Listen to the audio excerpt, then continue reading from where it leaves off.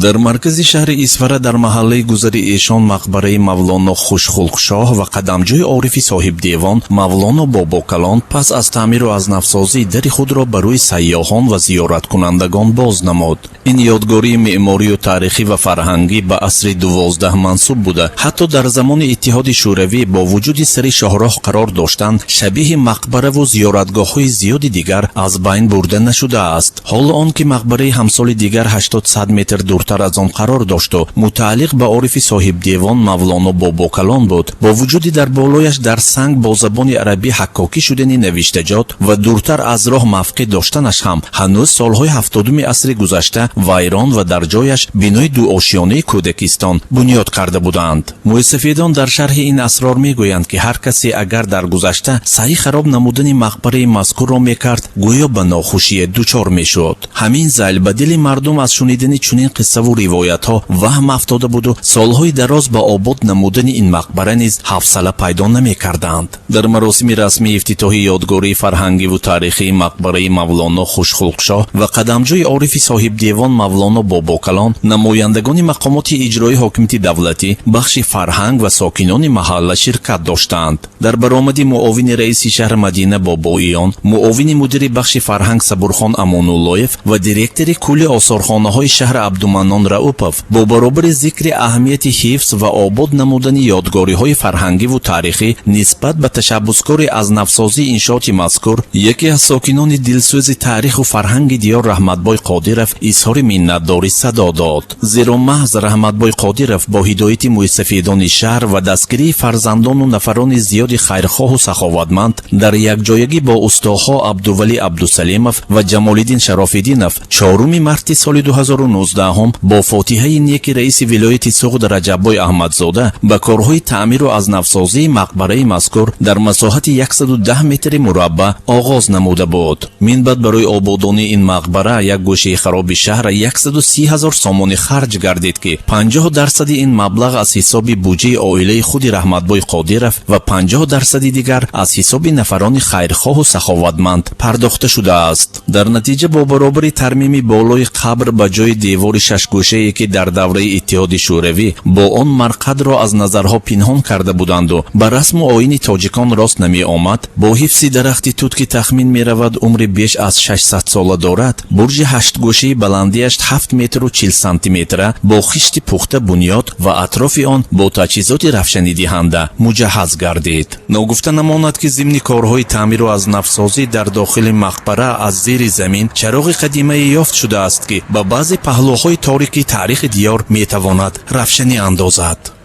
سرازم برافته اومد همین چیز، همونجا باستانشناسا گفتن که بیش از 5000 سال تاریخ دارد. همین چیه؟ این چراغ همون دوره قدیمه اینجا روغن میریختن، پخته گذاشته، بعد همین چی میکردن؟ خانه روشن میکردن یا کتاب میخوندن. همین گذشتگان ما همین واسه استفاده میبردن. تو که داخل همین مقبره با هست، تخمین میرود که عمری بیش از 600 ساله دارد. من یک بار توت سبزیده، یک بار خوششدگی، دوم مرتبه من آمده با خوششده، سوم مرتبه از همین پوستلاقی تنه برآمده، من سوم مرتبه 40 گشت رفت.